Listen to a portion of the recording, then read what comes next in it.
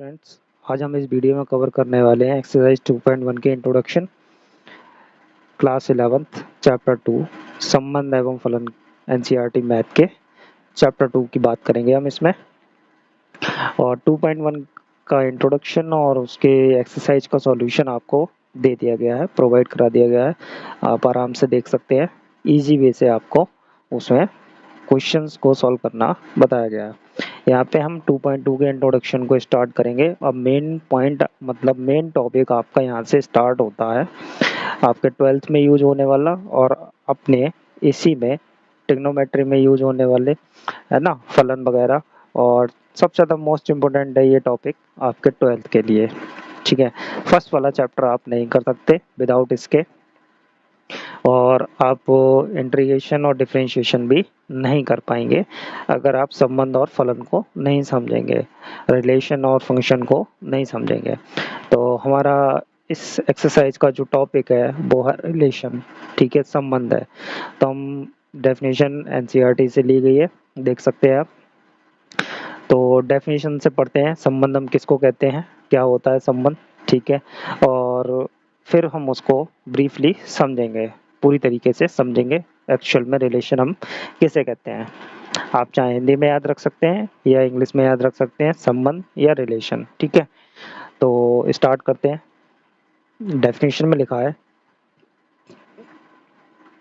किसी आरिक्त समुच्चय ए से आरिक्त समुच्चय बी में संबंध जो भी होगा, भाई दो सेटों के बीच में ही संबंध हो सकता है। इस बात को यहाँ से क्लियर हो गया कि भी रिलेशन किन चीज़ों में हो सकता है। कम से कम आपके पास दो ही चीज़ होनी चाहिए, दो लोगों के बीच में ही रिलेशन हो सकता है। तो यहाँ भी दो समुच्चयों के बीच में ही रिलेशन होगा। समुच्चय मतलब सेट, है ना। समुच्चय को क्या कहते हैं, सेट कहते हैं, ठीक। तो दो समुच्चयों के बीच में अगर कोई संबंध है वो क्या होता है, वो होता है कार्तीय गुणन ए क्रॉस बी, ठीक है। ए और बी का कार्तीय गुणन का एक उपसमुच्चय होगा। मतलब ए और बी के बीच में, समुच्चय ए और बी के बीच में जो भी संबंध है वो जो है कार्तीय गुणन ए क्रॉस बी का एक उपसमुच्चय होगा। जो भी रिलेशन होगा ए और बी में वो क्या होगा, एक उपसमुच्चय होगा किसका, कार्तीय गुणन ए क्रॉस बी का। इस वाली बात का हम बाद में देखेंगे क्या यूजेज है, ठीक है। यह उपसमुच्चय ए क्रॉस बी के क्रमित युग्मों के प्रथम तथा द्वितीय घटकों के मध्य एक संबंध स्थापित करने से प्राप्त होता है। ये उपसमुच्चय जो हमें मिलेगा ए क्रॉस बी का, ठीक है, ए क्रॉस बी का जो हमें भी ये उपसमुच्चय मिलेगा उसके अंदर क्या होंगे, क्रमित युग्म होंगे, ठीक है। इसके अंदर भी क्रमित युग्म होते हैं क्योंकि ए क्रॉस बी के अंदर क्या होता है, कार्तीय गुणन के अंदर भी क्या होते थे, क्रमित युग्म होते थे, आपके ऑर्डर्ड पेयर होते थे। तो यहाँ भी क्या होंगे, क्योंकि ये उपसमुच्चय है ए क्रॉस बी का, तो यहाँ भी क्या होंगे, ऑर्डर्ड पेयर होंगे। और ये ऑर्डर्ड पेयर कैसे होंगे कि इनके प्रथम और दूसरी मतलब दूसरा वाला घटक, पहला वाला और दूसरे वाले घटक के बीच में कोई ना कोई एक संबंध होगा। मतलब जो ऑर्डर पेयर हमने लिखे हैं उन ऑर्डर पेयर में जो प्रथम घटक है और जो दूसरा घटक है उन दोनों के बीच में कोई ना कोई एक रिलेशन होने वाला है। ऐसे ही नहीं लिखे होंगे वो ऑर्डर पेयर अपने मन मुताबिक। इसमें तो हमारे मन मुताबिक ही लिखे होते हैं। मन मुताबिक का मतलब है हम डायरेक्टली सबके पेयर बना लेते हैं, है ना। लेकिन यहाँ जो पेयर बनेंगे उसके ऑर्डर पेयर लिखे जाएंगे, वो कैसे लिखे जाएंगे, उनके रिलेशन के बेस पे लिखे जाएंगे, उनके रिलेशन के ऊपर लिखे जाएंगे, ठीक है। और नेक्स्ट आगे लिखा हुआ उन्होंने, द्वितीय घटक प्रथम घटक का प्रतिबिंब होता है। मतलब जो भी ऑर्डर पेयर होगा उसमें जो सेकंड वाला एलिमेंट होगा, ठीक है, सेकंड वाला नंबर जो भी होगा, कुछ भी होगा सेकंड नंबर में ऑर्डर पेयर में, वो पहले वाले का क्या कहलाएगा, प्रतिबिंब कहलाएगा, ठीक है, मतलब इमेज कहलाएगा। इन सारी बातों को समझते हैं। पहले तो हम एक रिलेशन क्रिएट करते हैं, है ना। पहले रिलेशन क्रिएट करने के लिए हमें कार्तीय गुणन करना पड़ेगा। तो हम एक एग्जाम्पल लेके कार्तीय गुणन को करते हैं। तो कार्तीय गुणन करते हैं। सपोज हमने ए सेट में ले लिया, आपका नंबर ले लेते हैं ताकि आसानी समझ में आ जाए, 1 2 3, ठीक है। और बी सेट में हमने ले लिया 4 5 6, ठीक है। अब इनका हम कार्तीय गुणन करते हैं। चलिए ए क्रॉस बी करते हैं। ए क्रॉस बी किया हमने, तो ए क्रॉस बी आप जानते हैं कैसे निकालते हैं, 1 का इन तीनों के साथ में आ जाएगा, क्रमित युग्म बना लेंगे, 1 4 1 5 1 6 और फिर 2 का बनाएंगे 2,4, 2,5, ठीक है, 2,6, और फिर बनाएंगे 3 का 3,4 और 3,5 एंड 3,6, ठीक है। ये आपका कार्तीय गुणन हो गया। इस कार्तीय गुणन के ही हमें उपसमुच्चय लिखने हैं, वही उपसमुच्चय क्या कहलाएंगे, आपके संबंध कहलाएंगे, ठीक है, रिलेशन कहलाएंगे। लेकिन उसमें भी जो भी हम उपसमुच्चय बनाएंगे उनमें भी कंडीशन है कि उनमें ये पहला घटक है, ये क्रमित युग्म लिखे हैं, तो इसमें पहला घटक दूसरे घटक के साथ में कोई ना कोई संबंध रखता होगा, ठीक है। उन्हीं को ही हम क्या कहेंगे, रिलेशंस कह सकते हैं, ठीक है। तो कैसे होगा, कैसे लिखते हैं, देखिए हम कहना चाहेंगे जो रिलेशन है, संबंध है किसका, ए समुच्चय के अवयवों का बी समुच्चय के अवयव से। दोबारा से समझते हैं, हम रिलेशन डिफाइन करने जा रहे हैं। हम इसको मैथमेटिकली ऐसे भी लिख सकते हैं कि जो संबंध है वो समुच्चय ए के अवयवों का समुच्चय बी के अवयव से, ठीक है। क्या है, अब देखिए पहले तो हम बात करते हैं, कोई रिलेशन हम लिखेंगे, उस रिलेशन को, वो रिलेशन है क्या, वो रिलेशन एक उपसमुच्चय है। मेन बात कहें तो वो एक समुच्चय है। तो समुच्चय को आप दो तरीके से ही लिख सकते हैं, या तो आप लिख सकते हैं कैसे, समुच्चय निर्माण विधि से या रोस्टर फॉर्म से, ठीक है, रोस्टर रूप में लिख सकते हैं या समुच्चय निर्माण रूप में लिख सकते हैं। तो पहले हम लिखते हैं उसका समुच्चय निर्माण रूप लिखते हैं, ठीक है। तो क्या रिलेशन होगा, देखिए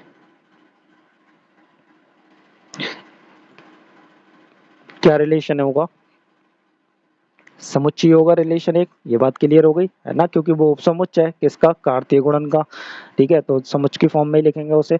और हम इस समुच्चय फॉर्म कौन सी लिखने जा रहे हैं, हम आपकी लिखने जा रहे हैं समुच्चय निर्माण रूप लिखने जा रहे हैं, उसी में लिखेंगे भाई एक्स का बाई के साथ ऐसा रिलेशन है, एक्स का बाई के साथ ऐसा रिलेशन है, भाई क्रमित युग्म लिख लिए, क्रमित युग्म ए एक्स और बाई ले लिए हमने ये वाले, ठीक है।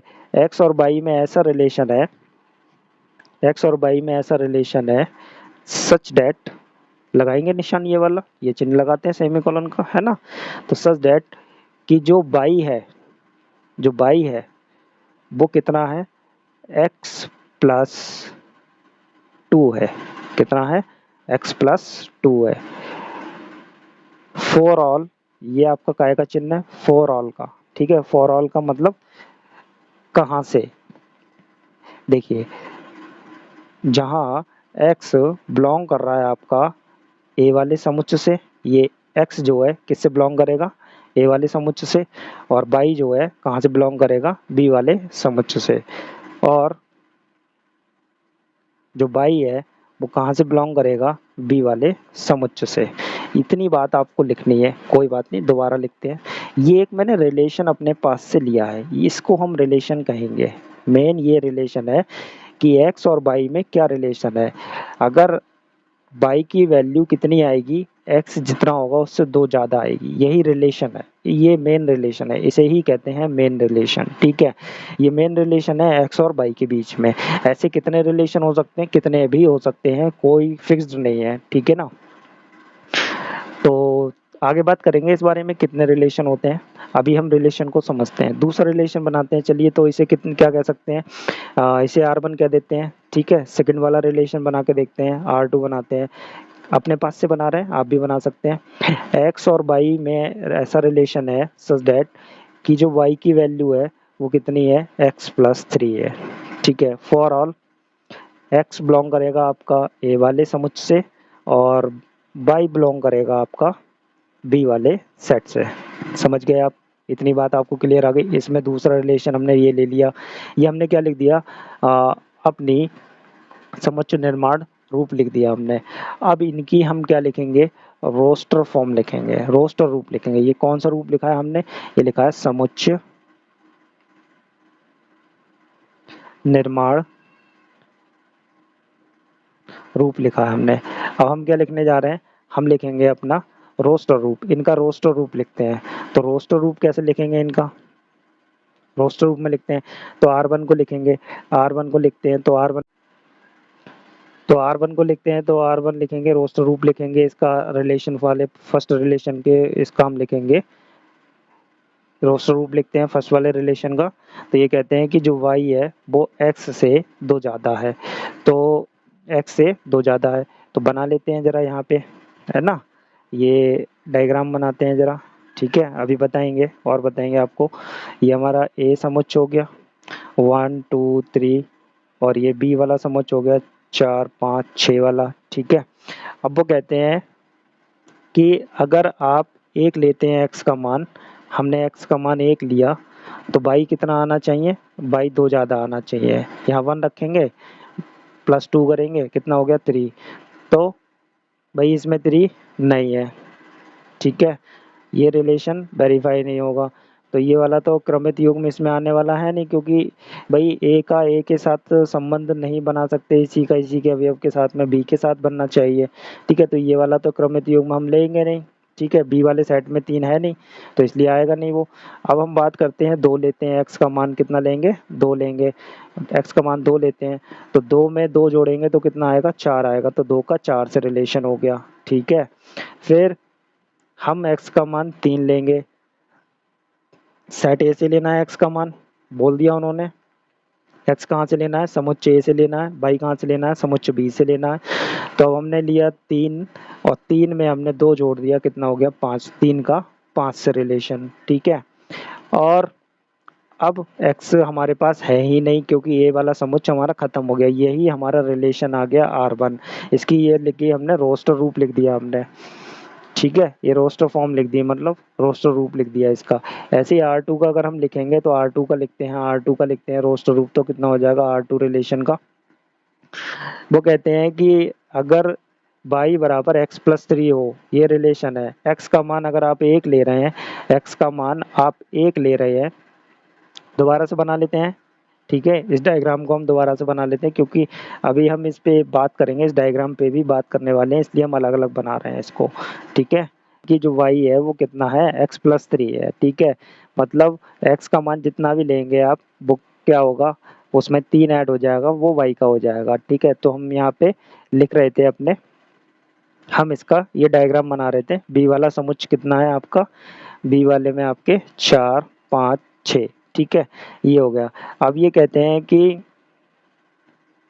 आपका, कि अगर आपने x 1 लिया, x आपने 1 लिया, ठीक है, पहला एलिमेंट कहाँ से बिलोंग करना चाहिए, ए वाले समुच्च से, मतलब x कहाँ से बिलोंग करना चाहिए, ए वाले समुच्च से, और b कहाँ से बिलोंग करना चाहिए, बाई वाले समुच्च से, है ना। जो v है, b वाले समुच्च से कौन बिलोंग कर रहा है, बाई बिलोंग कर रहा है, ठीक है। तो बाई का मान कितना हो जाएगा, अगर आपने x का मान 1 रख दिया यहाँ पे, तो बाई का मान कितना हो जाएगा, 1 प्लस 3 कितना 4, मतलब 1 का 4 से रिलेशन, ये हो गया, ठीक है। ऐसे ही अब x का मान आप कितना लेंगे, 2 लेंगे, ठीक है, 2 लेंगे, 2 में 3 ऐड करेंगे, कितना हो गया 5, 2 का 5 से रिलेशन, ठीक है। ऐसे ही x का मान अब आप 3 लेंगे, तो 3 में 3 ऐड करेंगे, कितना हो गया 6 हो गया, ठीक है, 6 हो गया। अब आपके पास x में भी अवयव नहीं रहे, एक भी नहीं रहा, मतलब एक x वाले की जगह पे वैल्यू रखने के लिए आपके पास समुच्च A में एक भी अवयव नहीं रहा, यहीं पे आपका रिलेशन रुक जाएगा। कब रुक जाएगा, जो समुच्च के सभी अवयव कंप्लीट हो जाएंगे, समुच्च ए के सभी अवयव कंप्लीट हो जाएंगे, तभी आपका रिलेशन का काम रुक जाएगा। तो ये आपका रोस्टर रूप हमने लिख दिया। ये जो हमने 2 डायग्राम बनाए हैं आपके, इन दोनों डायग्राम को हम क्या कहते हैं, एरो डायग्राम कहते हैं, ठीक है। इन संबंधों का हम क्या कहते हैं, तीर आरेख कहते हैं, इसको एरो डायग्राम कहते हैं या तीर आरेख कहते हैं, याद रखेंगे आप, बना सकते हैं आप आराम से, तीर आरेख बना सकते हैं। 2 का 4 से रिलेशन, 3 का 5 से रिलेशन, 1 का 4 से, 2 का 5 से, 3 का 6 से, इनको हम कहते हैं तीर आरेख कहते हैं, या इंग्लिश में हम कहते हैं इसको एरो डायग्राम, ठीक है, एरो डायग्राम कहते हैं। ये रिलेशन आपने लिख लिए। अब डेफिनेशन में हमारे पास कुछ और भी लिखा था, हम डेफिनेशन पे आते हैं वापस। तो देखिए, वो कहते हैं, सबसे पहले उन्होंने इस बात को कहा था कि जितने भी हमारे रिलेशन है, जितने भी हमारे रिलेशन है, वो सब क्या है, हमारे उपसमुच्च हैं। क्या है, हमारे उपसमुच्च हैं। किसके उपसमुच्च हैं, कार्तीय गुणन A क्रॉस B के। तो हमने जो रिलेशन बनाए हैं, ये दो रिलेशन बनाए हैं, क्या ये दो रिलेशन इस कार्तीय गुणन, ये रहा हमारा कार्तीय गुणन, इस कार्तीय गुणन के क्या ये उपसमुच्चय हैं? चेक करके देखते हैं।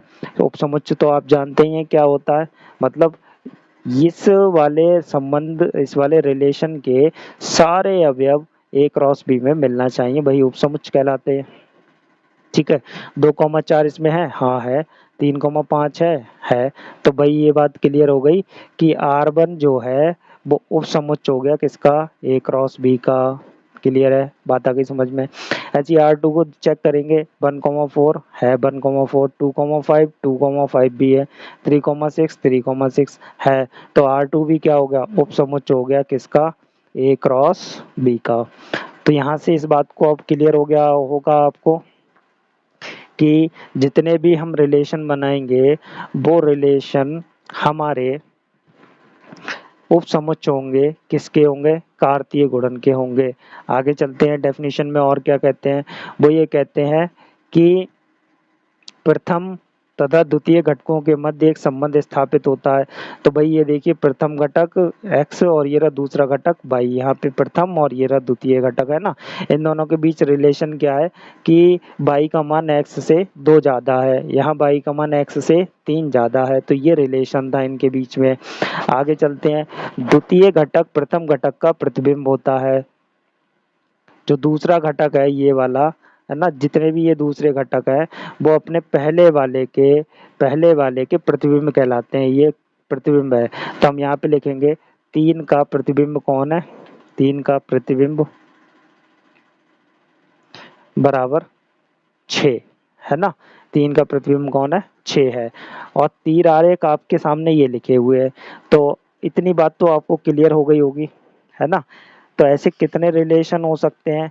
अभी तो हमने सिर्फ 2 ही बनाए हैं, ऐसे बहुत सारे रिलेशन हो सकते हैं। कितने हो सकते हैं? बहुत सारे रिलेशन हो सकते हैं। ठीक है, अब हम बात करते हैं इन रिलेशन में एक और चीज के बारे में बात करते हैं, जो मेन है वो समझते हैं कि आपका प्रांत और परिसर क्या होता है। ठीक है, प्रांत और परिसर, उस पे हम बात करते हैं। तो देखिए, प्रांत हम किसे कहते हैं समझते हैं, है ना। प्रांत को इंग्लिश में कहते हैं डोमेन, याद रखेंगे आप, डोमेन कहते हैं। क्या कहते हैं? डोमेन कहते हैं प्रांत को। तो ये प्रांत होता क्या है? प्रांत होता है जो हमारे रिलेशन है, उस रिलेशन का फर्स्ट एलिमेंट, क्रमित युग्मों के फर्स्ट एलिमेंट। ठीक है, हमारा जो रिलेशन है, जो संबंध है, उस संबंध में जितने भी क्रमित युग्म है, हमारे जितने भी क्रमित युग्म है, उस क्रमित युग्मों में पहले वाले एलिमेंटों का सेट। समझे? पहले ये प्रांत क्या है हमारा? एक तरीके का सेट ही होता है, समुच्चय होता है। ठीक है, प्रांत क्या होता है? एक समुच्चय होता है। ठीक, इसमें हमारे जो रिलेशन है, उस रिलेशन में जो भी क्रमित युग्म है, उन क्रमित युग्मों के प्रथम घटक। ठीक है, प्रथम घटक। तो देखिए, R1 की अगर हम लिखेंगे, R1 की डोमेन लिखते हैं तो R1 की डोमेन कितनी हो जाएगी? 2,3 हो जाएगी। क्लियर है, समझ में आ गया होगा आई होप। ऐसे ही R2 की अगर हम लिखेंगे, डोमेन ऑफ R2 लिखते हैं तो कितनी हो जाएगी? इसकी प्रांत कितना हो जाएगा इसका? तो देखिए, 1 2 3, 1 2 3, ये डोमेन हो गई इसकी। ठीक है, प्रांत हो गया ये। डोमेन याद रखिए या प्रांत याद रखिए, कोई दिक्कत नहीं है। अब बात करते हैं रेंज की, है ना। रेंज मतलब आपकी परिसर, है ना। रेंज को क्या कहते हैं? परिसर कहते हैं। ठीक है, रेंज की बात करते हैं, परिसर की बात करते हैं। परिसर क्या होता है? जितने भी आप, जो भी जिस रिलेशन की आप लिखना चाह रहे हैं, R1 की लिखना चाहते हैं, R1 की परिसर लिखना चाहते हैं, रेंज लिखना चाहते हैं, वो रेंज होती है आपकी जितने भी क्रमित युग्म है उसका दूसरा घटक।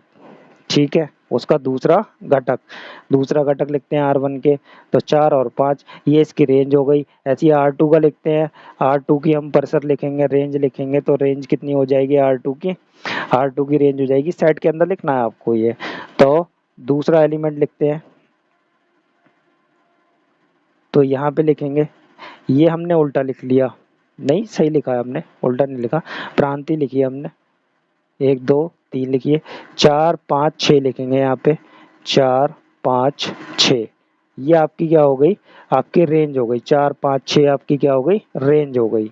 क्लियर है, समझ में आ गया, दोबारा समझ लेते हैं, कोई दिक्कत नहीं। डोमेन, डोमेन मतलब प्रांत, प्रांत किसे कहते हैं, प्रांत आपके जितने जो भी रिलेशन की आप लिखना चाहते हो उस रिलेशन में जितने भी क्रमित युग्म है उन क्रमित युग्मों के पहले वाले घटक को ही आप क्या कहेंगे, आप डोमेन कहेंगे, और सेकंड वाले घटकों को आप कहेंगे क्या, उसकी रेंज कहेंगे। ठीक है, एक कॉन्सेप्ट और है इसमें, एक कॉन्सेप्ट और है जिसे हम कहते हैं कोडोमेन, जिसे सह प्रांत कहते हैं। क्या कहते हैं, जिसे हम सह प्रांत कहते हैं। जैसे अगर R1 के लिए अगर हम सह प्रांत लिखेंगे या R2 के लिए किसी के लिए भी लिखते हैं तो सह प्रांत कहते हैं उसे, सह प्रांत, या कहते हैं उसे इंग्लिश में कोडोमेन।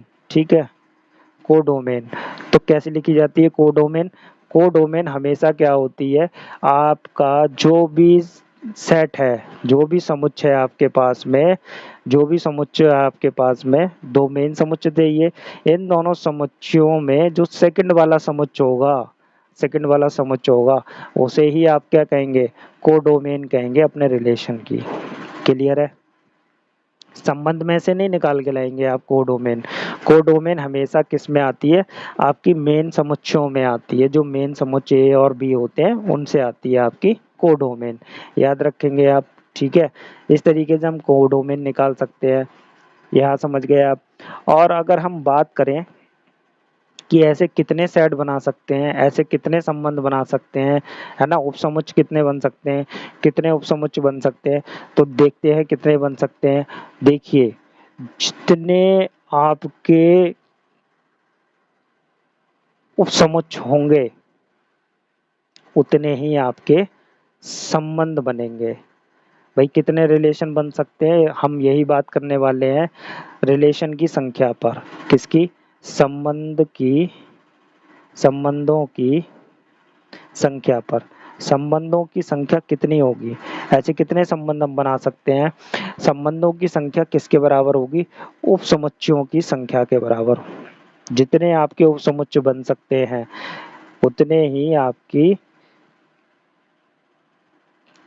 रिलेशन की संख्या होगी। क्लियर है, कोई पूछे कि आप को दो सेट दे दिए, दो समुच्चय दे दिए और पूछे आपसे कि आप कितने इनके रिलेशन बना सकते हैं, तो सीधा सा आंसर है इसका कि जितने इनके उपसमुच्चय होंगे उतने ही इनके रिलेशन हो सकते हैं। तो उपसमुच्चय निकालने के लिए हमारे पास क्या सूत्र होता है कि 2 की पावर a क्रॉस b या 2 की power number of element in set A, number of अवयव, है ना, अवयवों की संख्या समुच्चय में गुणा अवयवों की संख्या समुच्चय बी में, इस तरीके से आप निकाल सकते हैं। अगर हम बात करें हमारे ए समुच्चय में 3 एलिमेंट थे और बी समुच्चय में भी 3 ही एलिमेंट थे, तो 2 की पावर 3 3 गुणा 3, है ना, 2 की पावर 3 गुणा 3, तो कितना हो गया, 2 की पावर 9 हो गया, और टोटल कितना हो जाएगा 512।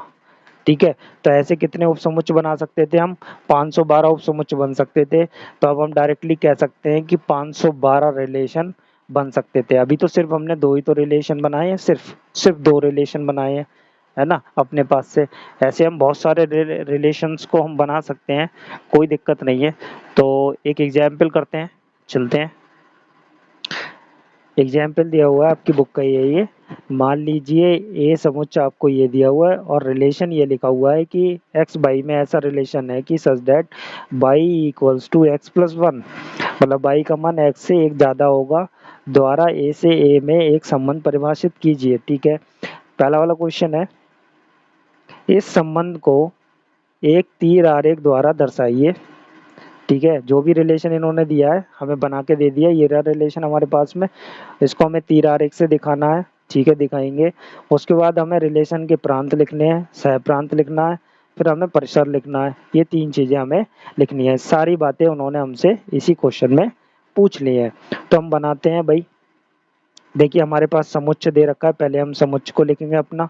समुच्चय हमारे पास 1 2 3 4 5 6 दिया हुआ है। ठीक है, और हमें रिलेशन क्या दिया है, रिलेशन दिया है एक्स वाई में ऐसा रिलेशन है सच दैट कि जो वाई है वो कितना है x+1 है ना। फॉर ऑल करके आप लिख सकते हैं, नहीं दिया है तो अभी कोई प्रॉब्लम नहीं है ना। बता सकते हैं कि x आपका ए सेट से बिलोंग करता है और y भी आपका ए सेट से ही बिलोंग कर रहा है यहाँ पे, ठीक है, क्लियर है। आगे चलते हैं। अब हमसे कहते हैं कि ए से ए का ही एक रिलेशन बनाइए, तो बनाते हैं भाई, ए का ए से रिलेशन बनाते हैं।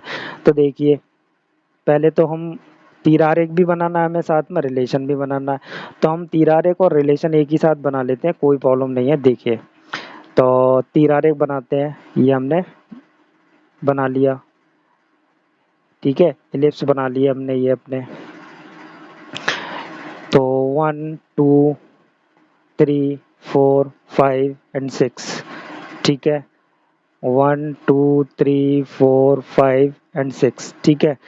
अब रिलेशन हमारे पास क्या है कि x की वैल्यू अगर आप बन लेते हैं तो हम यहाँ पर रिलेशन भी लिखते चलते हैं अपना, ठीक है। अगर हमने x की वैल्यू 1 ली है तो x की वैल्यू 1 है तो y की वैल्यू कितनी हो जाएगी, 1+1 2 हो जाएगी, 1 का 2 के साथ रिलेशन, ठीक है, 1 का 2 के साथ रिलेशन हो गया, ठीक है। अब x की वैल्यू हम 2 लेते हैं तो 2 ले ली हमने, और y की वैल्यू कितनी हो गई 3, 2 का 3 के साथ रिलेशन, क्लियर है। तो यहाँ पे लिखते हुए चलते हैं 2 का 3 के साथ रिलेशन, ठीक है। अब 3 का 3 लेते हैं y की वैल्यू तो कितना होगी, वो x की वैल्यू 3 लेते हैं तो y की वैल्यू कितनी हो गई 4 हो गई, ये 4 हो गई, ठीक है। तो x की वैल्यू 3 ली, y की वैल्यू आपकी 4 हो गई। ऐसे ही x की वैल्यू 4 लेंगे तो y की वैल्यू कितनी हो जाएगी 5 हो जाएगी, एक ज़्यादा ही तो लेनी है, ठीक है। 5 लेंगे और कितनी हो जाएगी 6 हो जाएगी, 5 ली 6 हो गई। अब एक बात ध्यान रखेंगे, ए वाले समुच्चय के अवयव हमारे पास में खत्म हो गए, नहीं सॉरी, ए नहीं खत्म हुआ, बी एंड हो गया हमारे पास में। लेकिन अगर आप यहाँ पे अब लिखने जाएंगे, x की वैल्यू आपने 6 ली, x की वैल्यू कितनी ली आपने 6 ले ली x की वैल्यू, तो अगला हम ऑर्डर पेयर लिख रहे हैं इसके बाद का, तो हमारे पास में कितना आएगा y की वैल्यू 7 आ जाएगी, यही तो आएगा। चलिए मैं यहाँ पे भी लिख देता हूँ इस बात को, 6 ले लिया, अगला कितना आएगा 7 आ जाएगा। तो देखिए 7 क्या बी से बिलोंग कर रहा है, नहीं ना, 7 बी में है ही नहीं। हमारे पास ये ए सेट है, दूसरा भी ए का ए से रिलेशन है, तो हम इसे थोड़ी देर के लिए बी सेट कह दे रहे हैं, तो हमारे पास 7 इस वाले सेट में है नहीं है, तो ये वाला ऑर्डर पेयर इसमें नहीं लगेगा, तो यहीं पे हम इसको क्लोज कर देंगे, ठीक है।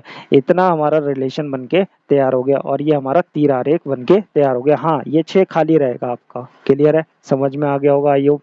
अब कहते हैं कि प्रांत लिखिए, तो भाई प्रांत कितना हो जाएगा, आपको बताया था प्रांत कैसे लिखते हैं। प्रांत लिखते हैं जो भी रिलेशन है उसमें जितने भी क्रमित युग्म है उसके फर्स्ट वाले घटक, ठीक है, पहले वाले घटक को ही हम प्रांत कहते हैं। तो सबको लिख दीजिए जो भी पहले वाले घटक है, 1 2 3 4 5, बस यहीं तक है, 5 तक ये आपकी प्रांत हो गई, क्लियर है। 6 नहीं आएगा क्योंकि पहले वाले घटक लिखने हैं आपको। फिर आपको क्या लिखना है, प्रांत को क्या कहते हैं, आप इंग्लिश में भी याद रखिए इसको, हम क्या कहते हैं डोमेन कहते हैं, याद रखिए इसको, ठीक है। आगे बहुत काम आएगा डोमेन और रेंज, मैं बार बार डोमेन और रेंज ही बोलूंगा तो आप चक्कर में पड़ जाएंगे प्रांत और डोमेन क्या होता है, ठीक है। फिर हमें लिखना है, क्या लिखेंगे हम, परिसर लिखते हैं इसका को, मतलब हम को डोमेन सह प्रांत बाद में लिखेंगे, हम पहले इसका क्या लिखते हैं परिसर लिखते हैं। परिसर क्या होता है, रेंज होती है, क्या होती है रेंज, ये क्या होता है सेकंड वाला एलिमेंट होता है इन क्रमित युग्मों का, सेकंड वाला घटक, ठीक है। तो 2 3 4 5 और 6, इसको हम क्या कहते हैं रेंज कहते हैं, ठीक है, इसको हम क्या कहते हैं रेंज कहते हैं, क्लियर है। अब आपको मैंने बताया था कि सह प्रांत क्या होता है, सह प्रांत लिखेंगे, सह प्रांत आपको बताया था कोडोमेन होती है। कोडोमेन क्या होती है, जो भी रिलेशन आप कर रहे हैं, जिन दो समुच्चयों में आप रिलेशन कर रहे हैं उसका सेकंड वाला समुच्चय जो होगा, ठीक है, सेकंड वाला जो समुच्चय होगा वही क्या होगा आपका सह प्रांत कहलाएगा। सेकंड वाला समुच्चय हमारा यही वाला है ए वाला, तो हमें इसे पूरा लिखना होगा 2 3 4 5 6। तो ये आपका क्वेश्चन हो गया कंप्लीट, बस इतना ही पूछा था, जो पूछा था वो हमने दे दिया, क्लियर है, समझ में आ गई होगी आपके बात, है ना। चलिए करते हैं नेक्स्ट वाले एग्जाम्पल को। नेक्स्ट वाले एग्जाम्पल में कहते हैं कि समुच्चय पी और क्यू में, ये आपका पी वाला समुच्चय और ये वाला क्यू वाला समुच्चय, ठीक है। पी और क्यू में ये एक संबंध दर्शाया गया है। इस संबंध को, पहला वाला क्वेश्चन है समुच्चय निर्माण रूप में लिखिए, दूसरा वाला है रोस्टर रूप में लिखिए, और प्रांत और परिसर भी इसको लिखना होगा हमें, है ना। तो देख सकते हैं कि ये हमें जो रिलेशन दिया है, ये हमें तीर आरेख दे रखा है, एरो डायग्राम दे रखा है। तो इससे हम पहले इसको आइडेंटिफाई कर लेते हैं किस तरीके का ये रिलेशन है, उसके बाद में हम इसका रोस्टर रूप लिखेंगे, ठीक है। रोस्टर रूप लिखना आसान है, ज़्यादा टफ नहीं है, ठीक है। तो देखिए, ये 9 जो है 3 से है और ये -3 से है, तो वही -3 का स्क्वायर करेंगे और 3 का भी स्क्वायर करेंगे, 9 आएगा। और ये 4 जो है 2 से, +2 से और -2 से है इसका रिलेशन, तो इस जाहिर सी बात है कि -2 या +2 का स्क्वायर करेंगे तो आपका +4 ही आने वाला है। ऐसे ही 5 और ये -5, तो इन दोनों का अगर हम स्क्वायर करेंगे तो तब भी क्या आएगा, प्लस का 25 आएगा। तो जाहिर सी बात है, हमें पता चल गया रिलेशन कौन सा है, स्क्वायर का रिलेशन है। नॉर्मल रिलेशन होगा, आप आइडेंटिफाई कर सकते हैं इजिली, ठीक है। तो ये रिलेशन हो गया।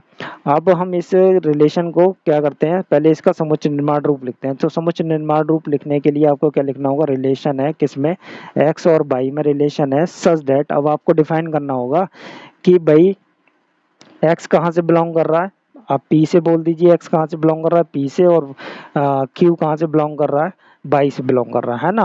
पहला वाला एलिमेंट पहले समुच्चय से बिलोंग करता है, दूसरा वाला दूसरे समुच्चय से बिलोंग करता है। क्लियर है, इस बात को आपको बताया था स्टार्टिंग में मैंने। तो हम यहाँ पे लिखेंगे जो एक्स है वो पी से बिलोंग कर रहा है, तो एक्स के अंदर क्या है, स्क्वायर है। एक्स जो है बाई का क्या है, बाई का वर्ग है, क्या है, वर्ग है, ठीक है। क्लियर है इतनी बात। जहाँ एक्स कहाँ से बिलोंग कर रहा है, एक्स बिलोंग कर रहा है पी से, और बाई कहाँ से बिलोंग कर रहा है आपका क्यू से। ये आपका समुच्चय निर्माण रूप हमने लिख दिया। क्लियर है ना, समझ गए ना आप इस बात को, इस तरीके से लिखना है इसको। समुच्चय निर्माण रूप हो गया। अब हमें क्या लिखना है, इसका रोस्टर रूप लिखना है। रोस्टर रूप लिखेंगे, चलिए रोस्टर रूप लिखते हैं। सेकंड वाले में रोस्टर रूप लिखने में कोई समस्या नहीं है, तो रोस्टर रूप लिखने में कोई भी समस्या नहीं है। चलिए लिखते हैं, रोस्टर रूप लिखते हैं। इसका रोस्टर रूप बनाइए। देखिए, तो पहला वाला घटक आपका क्या है, 9 है। 9 का रिलेशन किस किस के साथ में है, 9 का रिलेशन 3 के साथ में है, और 9 का ही रिलेशन किसके साथ में है, -3 के साथ में है। क्लियर है, ठीक है। ऐसे ही आप 4 का लिखेंगे, तो 4 का रिलेशन किसके साथ में है, 4 का रिलेशन 2 के साथ में है, और 4 का रिलेशन -2 के साथ में है। ऐसे ही आप किसका लिखेंगे, 5 का लिखेंगे, बट सॉरी 25 का लिखेंगे। 25 का रिलेशन किसके साथ है, 5 के साथ है, और 25 का रिलेशन -5 के साथ है। क्लियर है, यहाँ तक बात आपको समझ में आ गई होगी। तो ये रोस्टर फॉर्म हमने लिख दी, यहाँ तक हमारी रोस्टर फॉर्म लिख गई। और साथ में कहते हैं कि अब प्रांत लिखिए, तो भाई रिलेशन की रोस्टर फॉर्म में आ जाइए, और यहीं से आप प्रांत लिखेंगे और परिसर लिखेंगे। डोमेन है, ये रेंज है, तो भाई इसकी डोमेन लिखते हैं। तो डोमेन बराबर कितना हो जाएगा, डोमेन बराबर आपकी हो जाएगी पहला वाला एलिमेंट इस समुच्चय का, ठीक है। पहले वाले में रिपीट नहीं करेंगे, 9 हो गया, और आपका 4 हो गया, 4 हो गया, और 25 हो गया। पहला वाला एलिमेंट लिख दिया। फिर आप यहाँ लिखेंगे, रेंज लिखेंगे, परिसर लिखेंगे। परिसर को लिखते हैं, परिसर में क्या होता है, सेकंड वाला एलिमेंट, सेकंड वाला एलिमेंट होता है इसमें, तो सेकंड वाले एलिमेंट को लिखते हैं। तो क्रम से लिखते हैं, आप चाहे 2 छोटा है तो पहले लिख सकते हैं, 3 बाद में लिखिए, कोई परेशानी नहीं है। 2 कॉमा -2, ठीक है। और फिर आप लिखेंगे, आप 3 कॉमा -3, 3 कॉमा -3, 5 कॉमा -5, ठीक है। ये आपका क्या हो गया, रेंज लिख दिया आपने। तो ये बस इतना सा पूछा था, छोटा सा क्वेश्चन था। आई होप आपके समझ में आ गया होगा। तो करते हैं अपनी एक्सरसाइज को, ठीक है। Thank you.